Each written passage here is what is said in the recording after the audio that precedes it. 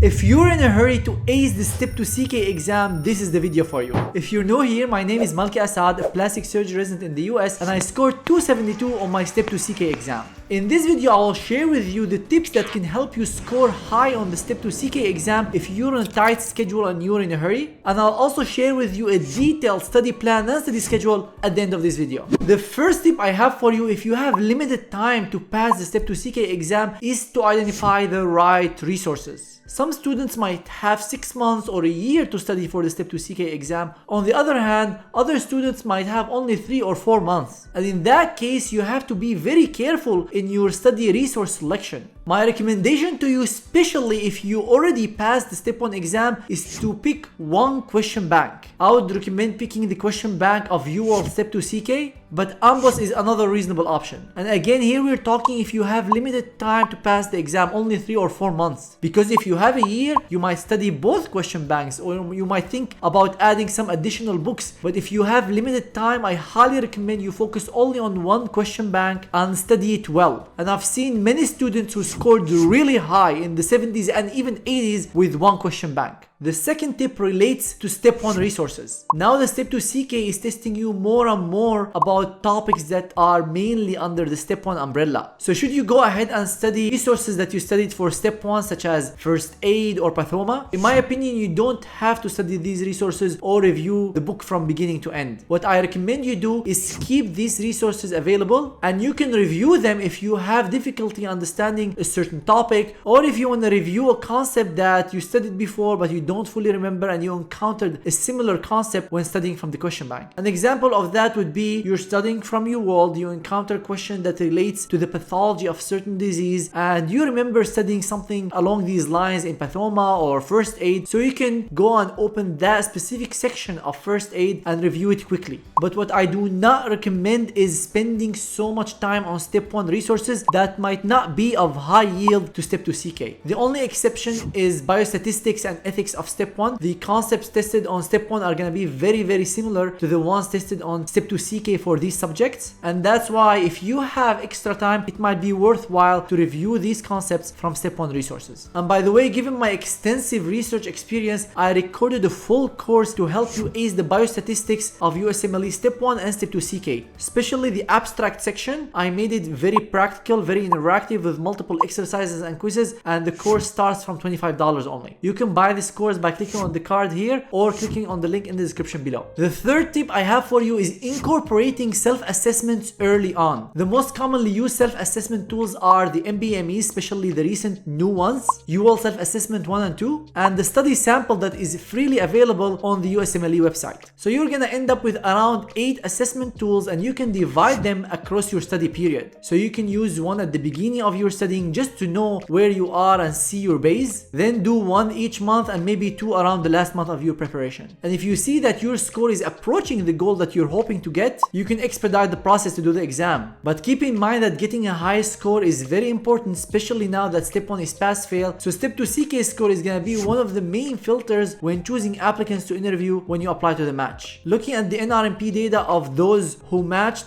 it's recommended to score over 250 on the Step 2 CK exam. However, you'll see many applicants who match into residency even if they scored lower than 250. And one thing to keep in mind is scoring too high on the other end is not gonna make a huge difference in your application. So if you score 275 or 270 or 280, is not gonna make a big difference in your application, and you might use that precious time to increase your score from 275 to 278 in doing other things that can help you boost your application. And by the way, if you need help with your USMLE exams, if you're having difficulty understanding certain subjects, or you need someone to help guide you build a study plan and study schedule, we have phenomenal tutors available to help you. And we trust our tutors so much that we made this service 100% satisfaction guarantee, which means if you're not happy after the first hour, you get your money back. You can learn more about this service by clicking on the card above or the link in the description below. And of course, if you need to talk to our customer support team, go ahead and schedule a free consultation and they can give you more details about our USMLE tutoring service. The fourth tip when it comes to building a study plan and study schedule for someone who's preparing for the Step 2 CK exam, especially especially if you're in a hurry, is how many hours do you have a day to study. Someone might have 6 months to prepare for the exam, but they only have 1 or 2 hours a day because they have a very busy schedule. On the other hand, you might have 3 months to study for the exam, but you have the full day available. And of course, having 3 months with the full day available is better than having 2 hours a day for 6 months.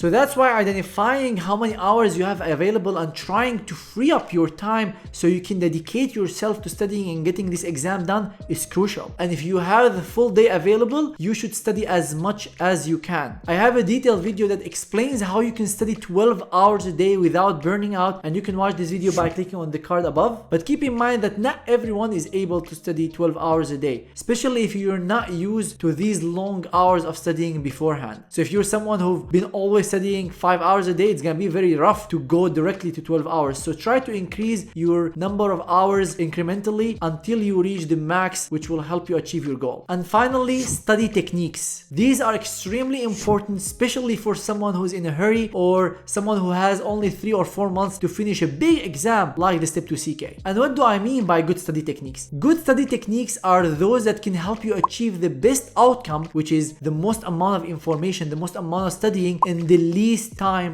possible. That's how you see a student who studies for 3 or 4 hours a day, retains more information, scores higher than somebody else who doesn't have good study techniques, studies 10 hours a day and does not score as high. But what are these good study techniques? First, spaced repetition. Spaced repetition means that you don't review what you study immediately after. You give it enough time and then you review it later. And that, I'm sure, will cause you some anxiety because you feel if you don't review it right away after a day or two, you will forget this information. But the opposite is true, because even if you forget this information and review it later, the information will be more solidified in your long-term memory. If you review it right away, it gives you that illusion that you still remember it and you feel that you put that information in the long-term memory, but the reality is it's only short-term and you will forget it anyway. So that's why if you save that time from you viewing that question right away to reviewing it later, you would be able to achieve better retention with lower time. So that's why you will see when I build the study plan for you, I won't put reviewing in the beginning when you're studying the question bank. We'll put it at the end to allow our brains to forget that information, and when we review it, we commit it to long-term memory. The second study hack is active learning. What active learning really means is that instead of you reading the information from the question bank or UWorld, you try to remember the information you already know. And that is especially important when you're reviewing the information, because if you just read, it gives you the illusion of knowing that, oh, I know this information, well, because you're reading it. Well, if you try to remember it, even if you fail, that will result in better retention of the information when you know the answer to this question. That's why studying in a question and answer style or through flashcards yields better retention than just reading from a book. And the third study hack is to minimize distraction. These days, every social media platform is fighting for our attention. They're developing their algorithm better and better so they can keep you on Instagram or TikTok or any platform you like. So that's why when you're studying, you have to minimize that time as much as possible. You can still, do it for half an hour or 45 minutes a day, but make sure you have a limit, daily limit on how much you can spend on these platforms and don't go over it. When you're studying, try to turn off your phone, turn off your notification so you can be fully in the mode of studying. And having a detailed study plan of what you will be doing every day is very important in keeping you on track. Divide your breaks throughout the day, how much you'll be spending for lunch, for dinner, for a walk, so you know what time will be going to studying and what time will be going to break, and one does not take over the other. Now I'll show you how to build a study schedule, especially if you only have limited time to study for the Step 2 CK exam. Let's say we only have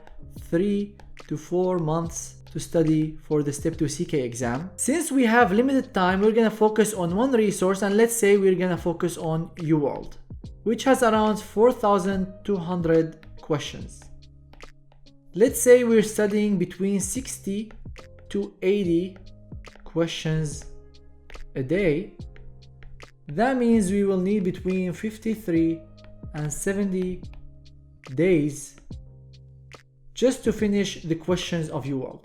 And in the beginning, you'll be slower on how many questions you can solve a day, and then you'll get faster with time. And by studying the question, it's not just solving the question and seeing the answer. I mean studying the question, the explanation, why the answer was wrong, why certain answers were right, and then take notes, preferably electronically or through flashcards, to review certain information later on. So we're gonna give review time around 20 days, in which you'll be reviewing the notes you took during your studying. Because if you're on a limited schedule, you won't be able to repeat the whole question bank one more time. And I have a detailed video in which I talk about how to take notes for your USMLE exam, and you can watch this video by clicking on the link in the card above. And remember, we talked about the importance of assessment tools, so we're gonna leave some time for that. We're gonna have assessment tools here, and we're gonna leave around 6 days for that. And we're gonna leave some buffer in case you got sick, you needed some days off, and let's say that will be around